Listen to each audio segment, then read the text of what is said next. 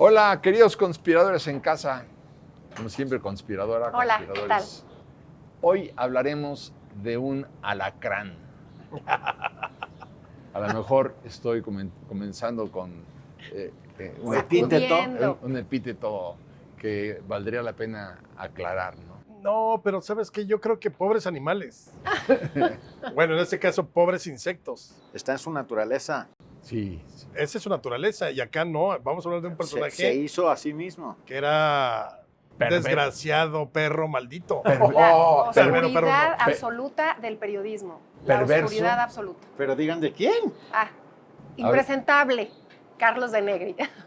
Hablamos de Carlos de Negri, un hombre que estaba muy bien preparado, hablaba 7 idiomas, tenía el periodismo en la yema de los dedos, escribía muy bien, era talentoso, era culto, pero era un enfermo. individuo. No, es que, ¿sabes qué? Desde que se inventaron los enfermos, se acabaron los hijos del Del mal, ¿no? Digamos. Exacto. ¿no? Hablemos- No, este era un hombre Hablemos de sus vilezas. maligno, vil, vulgar, tenía todo, ¿no? Para Pero encantador, con una personalidad abayazadora. una sonrisa cautivadora. Todo eso lo tenía. En un siglo XX también bastante Los años turbulento. 60 se vieron reflejados en el estilo personal de hacer periodismo de Carlos de Negri, Sí. de muchas maneras, y influyó en la política mexicana Bueno. impresionantemente. Hablemos de él. Pues yo brindo por el periodismo. Por el Pero periodismo. Libre y Sin esas oscuridades.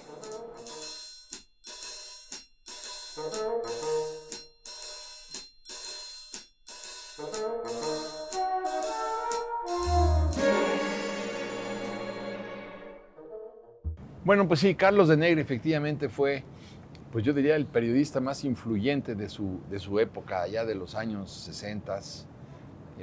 Y bueno, sí, realmente, imagínese usted, querido conspirador que está en casa, ¿no?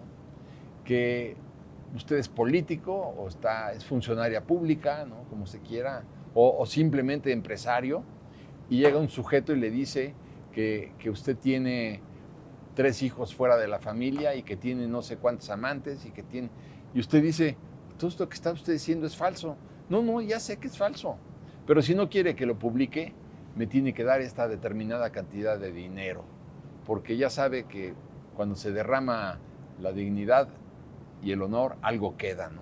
Entonces, bueno, usted dice, es que no es cierto, ya sé que no, pero si no me da se llama, es de las extorsiones más siniestras en la historia del periodismo mexicano. Sí. En muchas ocasiones, él sí tenía la información correcta para hacerlo, en otras tantas no, pero por eso Carlos de Negri llegó a acumular una fortuna inmensa, pero inmensa, y dominaba a los políticos y a los partidos y a los empresarios. Era el periodista más influyente de su época. sí, y cobraba más por lo que callaba que por lo que decía. Eso es. Claro. Que es justamente, tenía 3 archiveros con los nombres de políticos, funcionarios, estrellas, etcétera, etcétera, de los que hablaba regularmente, de los que no hablaba nunca y de los que hablaba ocasionalmente. Y su asistente llegó y le dijo, ¿y si le ponen tarjetitas de colores para saber cuáles? Me dice, no, porque en cuanto paguen, los cambio de archivero.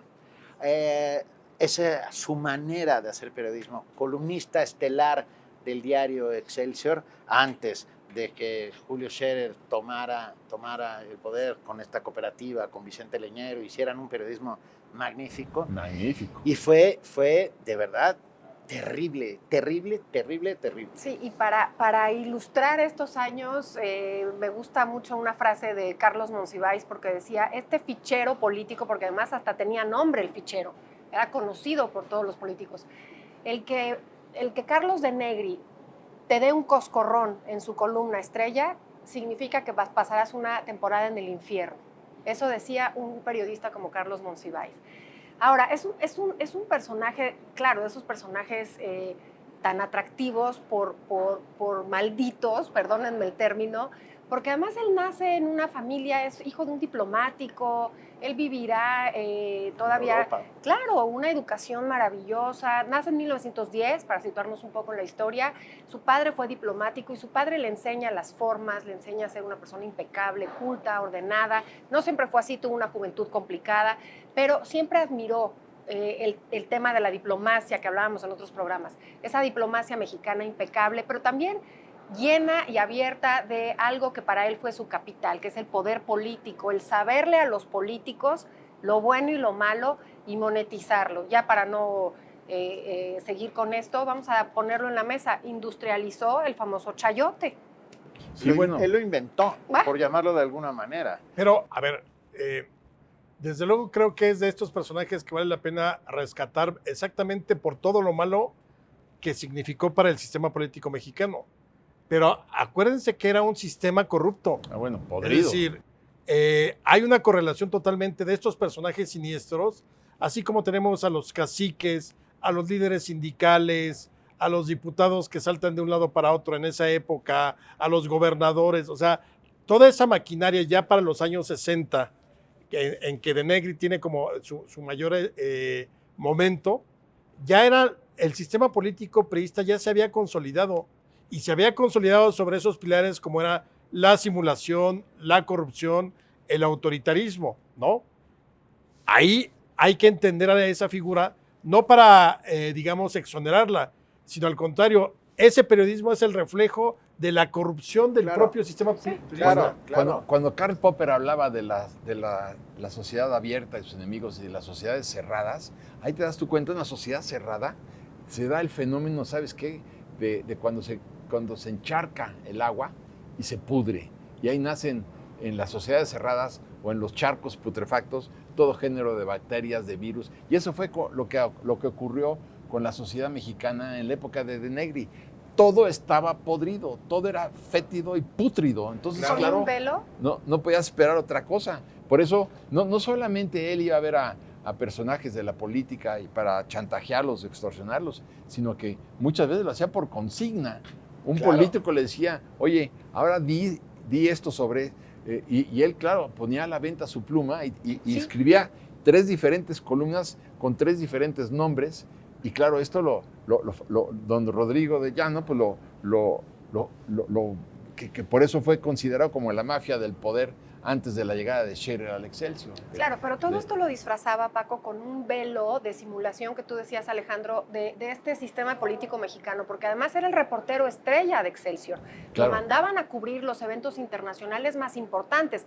No es que estemos hablando de un personaje subterráneo, no, estaba en la cúspide, y en la palestra, y dando la cara. Porque hablaba... Martin Luther King lo entrevista a él, a Kennedy, o sea, todas las entrevistas, porque ahí venía su poder, en esa simulación y en ese doble discurso. ¿Quién le conseguía esas entrevistas? No, evidentemente, el sistema, el gobierno y el sistema putrefacto de esos años. Pero por eso tenía ese poder, porque se movía en los círculos más altos. Y escribía en la revista Life, y escribía en la revista Time. Nada más. Ella escribía. Y además hablaba un inglés.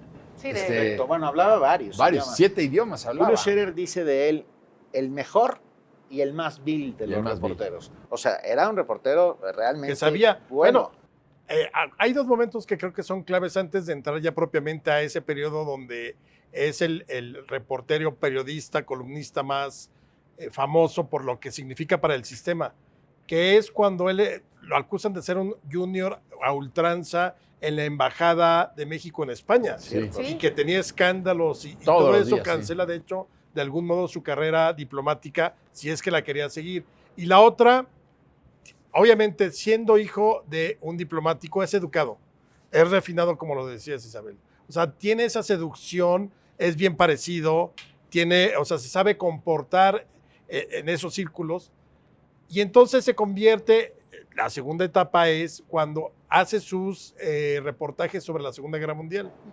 Y luego empieza como a ganarse el favor de las mujeres, exactamente por esta seducción natural que tiene, ¿no? Que sabe seducir mujeres. Pero además él decía, y además llegó a tener unos acontecimientos de agresiones sexuales hasta en los restaurantes. Y muchas veces fue arrestado por esto. Y él decía, voy a quedarme en la delegación de policía, cuando mucho, 5 minutos. Y así era. Claro, y así era. Alguien lo sacaba. Y además hay que hablar de esta doble moral que tiene que ver con acercamiento con la iglesia. Era muy devoto, iba a misa, tenía relaciones con los altos magistrados de la iglesia, los prelados de la iglesia, y era muy impresionante. O sea, quiero decir, una anécdota que lo pinta bebía, era un alcohólico acérrimo. Sí. Un día va por su hijo pequeño, llega por la mañana borracho, y la primera mujer le dice, oye, ¿no has visto al niño? Lo sube al coche, lo lleva a la Alameda, le compra todo un... Globos. ¿no? De globos de helio. Los mete dentro del coche, prende un puro, los globos explotan y el niño se quema toda la cara. O sea, estaba loco, o sea, estaba absolutamente loco. Y fue creciendo. O era malo, era una persona mala, porque además, ya entrándole al personaje, hay un muy buen libro que obviamente es de Enrique Serna, El vendedor de silencio, y hay una parte, me imagino, novelando al personaje, cómo sufre esta transformación de ser un diplomático reconocido. Realmente parece ser que en su juventud quería ser una persona destacada. Tenía ese complejo de no tener la fortuna y los caudales que veía que tenían otros en Europa. Y cuando se casa, uno de sus las primeras relaciones amorosas con una mujer muy culta, una mujer que tenía un puesto en organismos internacionales, y ahí va a empezar a desprenderse el personaje vil y despreciable, porque no viene al caso en ese medio que a él en algún momento de joven quería acceder. Entonces tiene todos los elementos para convertirse en un ser resentido, rastrero, de lo más bajo que puede haber, porque yo no me imagino tener ese archivo y que además sea público y que además te jactes de decir, depende lo que te voy a publicar, lo que tú me vas a pagar. Y además se convierte en esto que dices, Benito, en un hombre, además de alcohólico, sabiéndose poderosísimo, entraba a todos los lugares. Imagínense ese México de los 60, de excesos, de alcohol, de mujeres, de prostitución. O sea, estaba metido en absolutamente todo lo más bajo, pero impoluto al día siguiente. Todo el mundo quería salir en su columna, todo el mundo quería que lo entrevistaran. Y es una doble moral muy, muy del priismo de esos años. Pero fíjate, él se dedica a buscar todos los cadáveres que tuvieran los políticos mexicanos en el closet.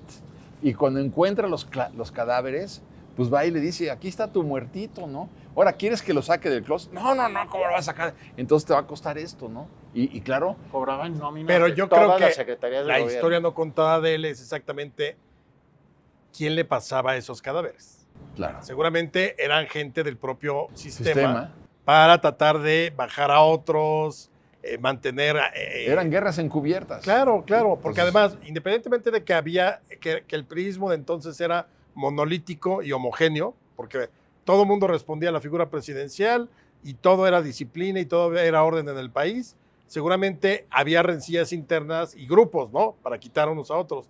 Entonces, seguramente de Negri servía mucho a los poderosos, a ciertos poderosos que tenían historias o que sabían historias de los políticos de entonces, ¿no? Luego, creo que él destaca también porque le encuentra no solamente a los cadáveres que saca para luego restregárselos a sus respectivos dueños, sino también la manera en cómo va describiendo cosas. Por ejemplo, todas estas columnas que escribe durante el 68, que decían que más bien eran como amenazas. O sea, no era un asunto de el reportero que va y que trata de comprender la noticia, sino más bien era, los van a matar, están muy cerca, o sea, como una especie de velada amenaza dentro de lo que podía hablar la prensa, que desde luego en este caso estaba a favor de lo que hiciera el gobierno. Y en algún momento, hashtag, el periodismo es una forma de corrupción, saber la verdad, de luminosidad, sí, de tantas cosas. Usted llénela. No se vayan, ahora regresamos para seguir hablando de Carlos de Negri, una de las historias negris del periodismo mexicano.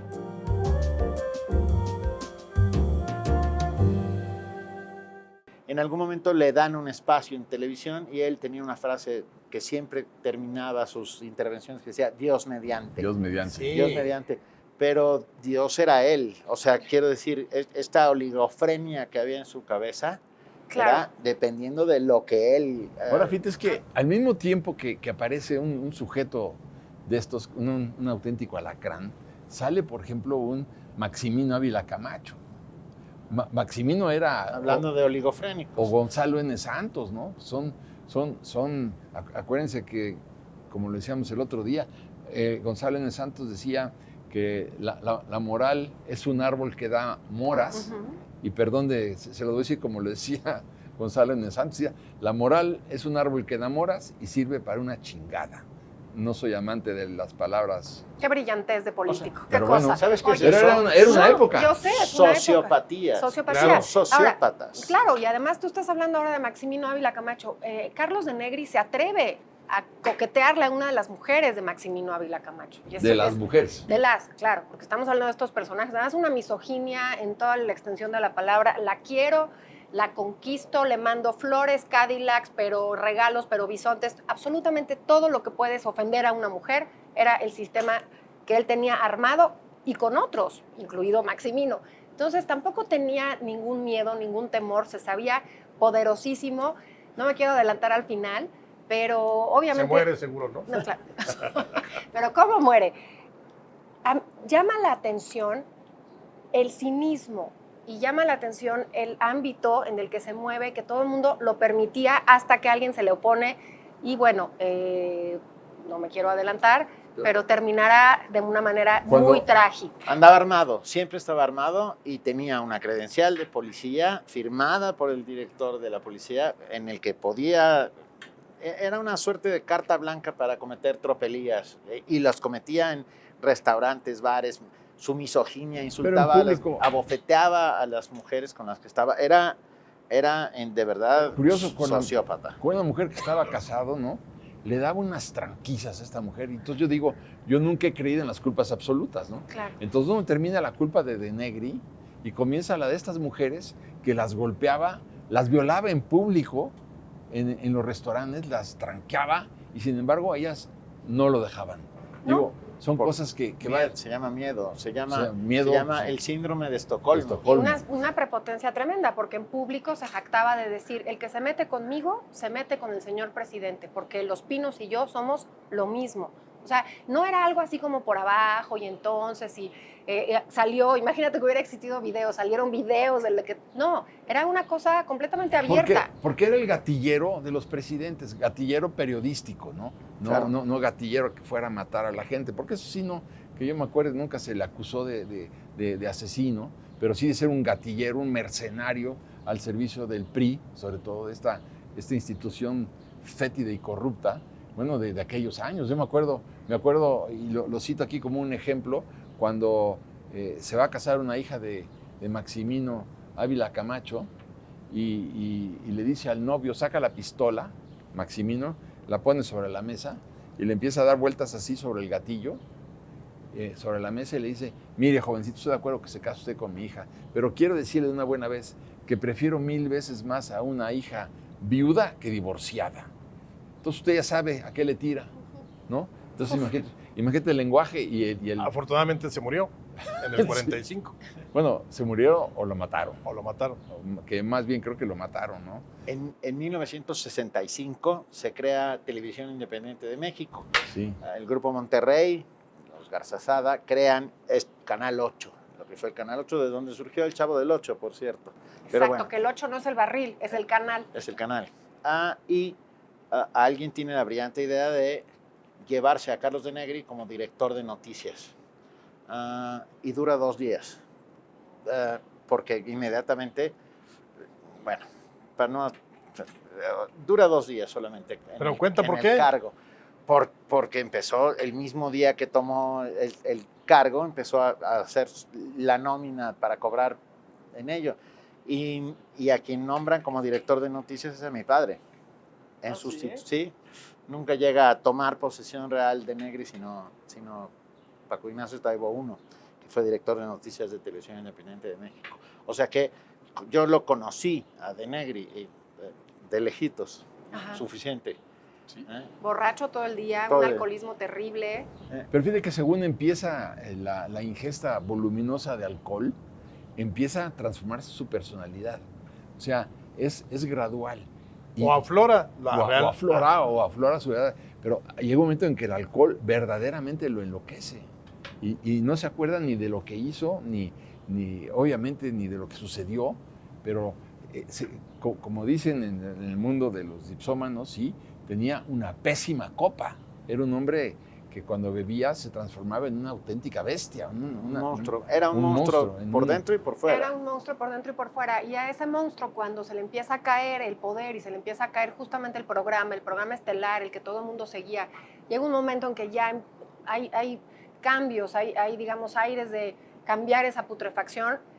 Lo quitan de ese noticiero y empieza la debacle personal, se convierte en un hombre agresivo, al final de su vida corteja a una mujer que la corteja por encima de todo y de todos, ella de verdad no quería nada, bueno, casi que amenazada termina casándose con él. Le lleva 20 años. Le lleva 20 años y será la que pondrá fin con 2 tiros en su cabeza a un hombre que ya la tenía hasta el límite de lo posible. Linda de Negri. Linda de Negri. Que luego escribe un libro que se llama Maté yo a Carlos de Negri. Sí. Con Oye, interrogación. pero ¿no la defiende Bernabé Jurado? Sí, claro. El abogánster. El abogánster. Bueno, pero además, vale la pena contar una anécdota de Bernabé Jurado cuando estaba en un juicio y dice, ese cargo que está usted haciendo, señor juez, es ingrávido, es indebido. Y me permite, el pagaré usted lo firmó y le pasa el pagaré, lo rompe y se lo traga. Se lo come. Lo mastica y se traga el pagaré, con lo cual se acabó la litis, porque bueno, sin documento no había manera. Pero si quieren saber más del abogánster de Bernabé Jurado, hay una novela de nuestro querido Eugenio Aguirre que se llama El abogánster. Y no se pueden perder, por supuesto, El vendedor de silencios de Enrique Serna, que desmenuza la vida de Negri y lo pone así. Oye, y por ahí con toda Salvador Novo tiene una obra de teatro. 8 columnas. 8 columnas. 8 columnas, sí. Donde nunca lo menciona, pero todo el mundo sabía en ese momento que era de Negri. Que hay que decirlo, Salvador Novo también era... pagado por el poder. Sí, siempre claro, lo fue. absolutamente. Pero, perdón, Salvador Novo era... Salvador Novo. Pero qué poeta, qué manera de escribir. Y de recuperar patrimonio, y de recuperar costumbres y gastronomía y demás. Pero entonces en él sí está bien la corrupción. No, tampoco. Si salvas el patrimonio y todo eso, viva la corrupción. No. Ahora, hay una cosa todavía. No, ¿qué dejó Carlos de Negri? Nada. ¿Qué dejó Salvador Novo? ¿Sabes qué dejó? Sí, una obra. Benito dejó el manual del machista. El manual del misógino, el manual de cómo no debe de ser nunca un hombre, déjate un periodista, un hombre. Ahora, si es un hombre público, lo que no debería de ser jamás el periodismo. Yo sí quisiera decir algo ahorita. Es una de las carreras más difíciles de ejercer en el mundo. México es ahora uno de los lugares más complicados para ejercer el periodismo. Más peligrosos. Y entonces todas estas novelas y estas análisis de estos personajes es justamente para rescatar al verdadero periodista, ese que es una profesión súper noble. Quisiera...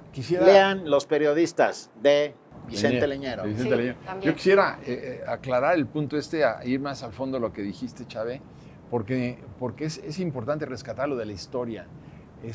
No es que la mujer le hubiera dado un balazo, que sí se lo dio, pero la verdad es que él esa noche se la había jugado en el póker y llegó de Negri con el acreedor a las 3 de la mañana. Pero ese es como se dice, ¿no? No, bueno, a ver, yo platiqué con varias personas cercanas y claro, la tesis es la que sostiene Chávez, que le dio un balazo, pero ¿por qué le iba a dar un balazo, o 2, o 3, o 4, es igual? Si no es porque tenía una causa ya inmanejable. Ella quería separarse de él, pero ella le y dice, él dijo que jamás nunca lo iba a permitir. Ella le dice, cuando llega con el acreedor, mi vida, permíteme, me voy a ir a poner una bata porque no me puedo ir en Baby Doll con el señor, ¿no? Y es cuando entra al vestidor, saca la pistola y le dispara por la espalda a de Negri. Pero él le había clavado una espada en un pie. O sea, había... Una violencia terrible, en escalada. Y ella quería salir de esa relación, pero no había forma, porque más que poder tenía este hombre, ¿no? Pero ya imagínense ustedes, conspiradores, que un sujeto que es capaz de jugarse a su mujer en el póker, la pierde y va con el acreedor para decirle, mi vida, te tienes que ir con el señor. Claro que la señora salió con la pistola y luego le cuento ya en qué acabó de Negri y lo defiende Bernabé diciendo que era un revólver, que tenía desgastado el revólver y que no quería en realidad disparar, sino que la intención era asustarlo, pero como era gatillo de pelo, se le salieron las balas. En fin, este es Carlos de Negri, un alacrán que jamás tendría que haber otro así ni parecido, ni cercano parecido. En el periodismo mexicano. Y ya para finalizar rápido, Enrique Serna pone una tesis que me gusta muchísimo. Julio Scherer muere rodeado de su familia, con una trayectoria de periodista en México, con grandes aportaciones, reconocido. Y De Negri, que también estuvo en contra de Scherer en algún momento, murió como murió y recordado en lo peor de la historia del periodismo. Muy bien, perfecto. Venga. Salud. Salud. Por el periodismo Por el libre. periodismo libre, independiente, Responsable. Y profesional.